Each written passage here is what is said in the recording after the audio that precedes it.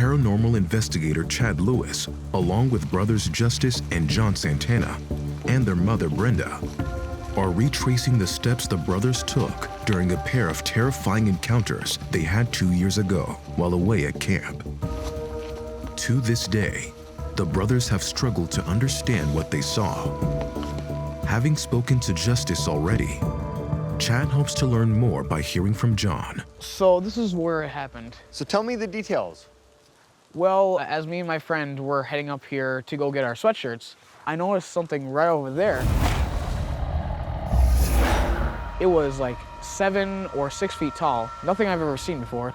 It had its hand against the tree, and it finally took its hand off the tree and looked at us, and it looked like it was really agitated. And what did it look like?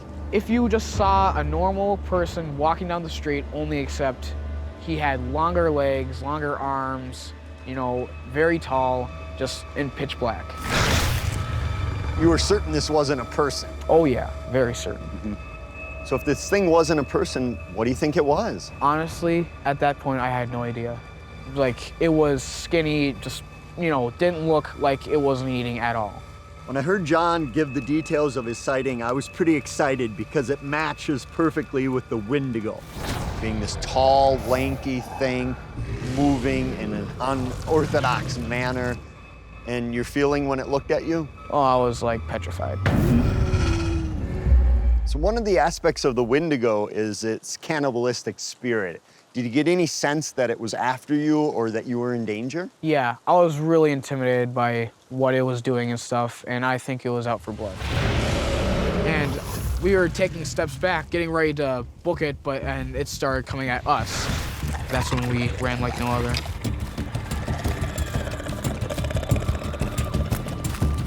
What really intrigued me is that he was terrified. Even years later, retelling this story, you could get a sense of what he saw was still unexplained, and it still affected him to this very day. Did you tell anyone besides Justice about your sighting? I told the camp counselors so that they knew that something was on the campus. So they went to do a little, you know, scouting mission, and they said that they saw something right in that little clearing over there. It ducked behind the trees right when they saw it.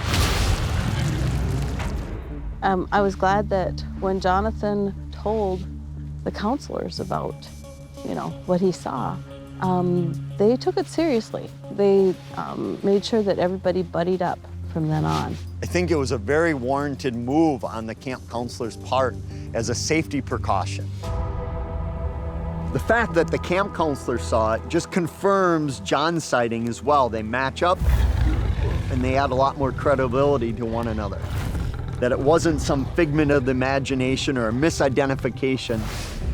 First, I want to thank you for sharing your terrifying story with me. I'm convinced that you've seen something out of the ordinary, and it fits very close to what every other witness has seen about this Wendigo. But it stands out in many ways, too, as being a great sighting that you have multiple nights, multiple witnesses, perfect case, and thank you for sharing it with me. We thank you so much for listening to us. Yeah, and like, it's finally good to get it off our chest and, you know, open up with somebody. Mm-hmm. Thanks so much, John.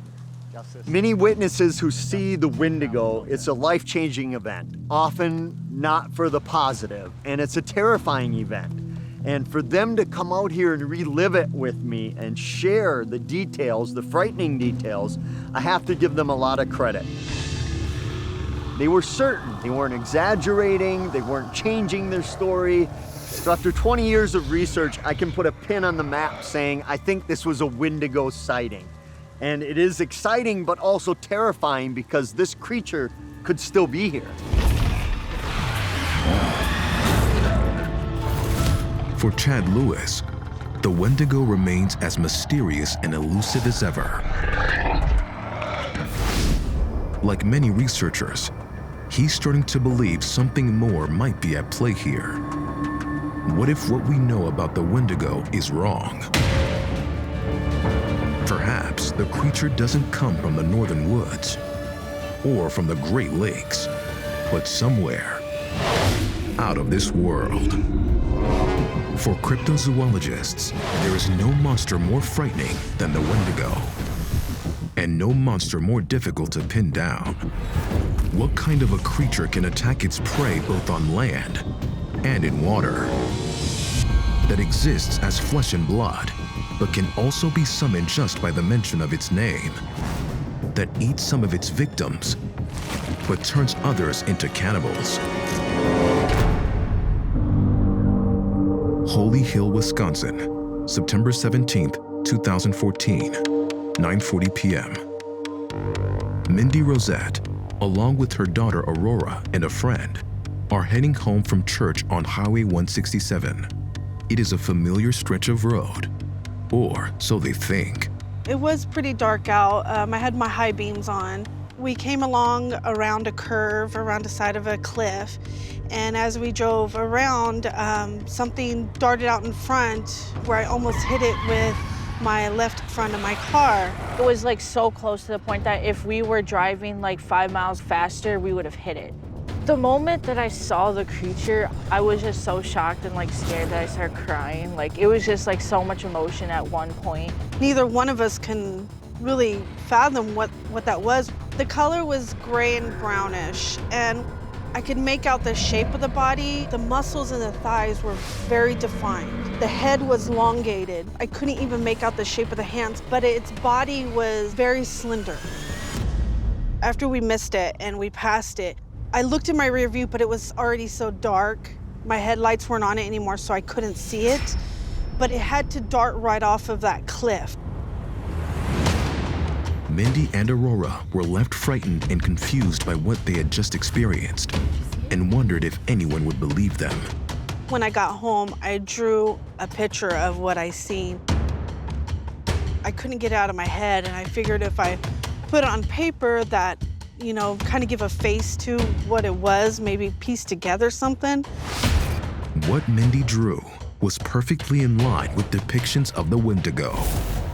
But Aurora had never heard of the Wendigo at the time of her encounter. So her theory as to what she saw was a bit more out of this world. I compared it to an alien because to me, with the elongated head and the hairless skin and the gray color, to me, like the first thing that came to my head was an alien. After the incident happened, Mindy contacted me with a drawing of the creature, wanting to know if I had any idea what it might be. And just looking at the image that she drew, it sent cold chills up and down my spine. The head of the creature resembles a gray alien a lot, and it is very oval shaped. And then the legs bend in a backwards direction, which no human would have. Paranormal researcher and author Nathan Couch was intrigued by Mindy's drawing. Less than 1 week earlier, he had his own close encounter, about 25 miles from where Mindy and her daughter crossed paths with the strange creature. I was guiding a bus tour of about 50 individuals to paranormal hotspots in the Kettle Moraine, when we all witnessed these 5 amber-colored orbs of light dancing around in the sky. They kept in roughly a V formation, and then sort of did some acrobatics, zigzagged around, and then were lost to us behind the tree line. A reported UFO sighting in the same location and within days of an alleged Wendigo encounter? Was it a mere coincidence? Or does it provide fuel for a compelling theory?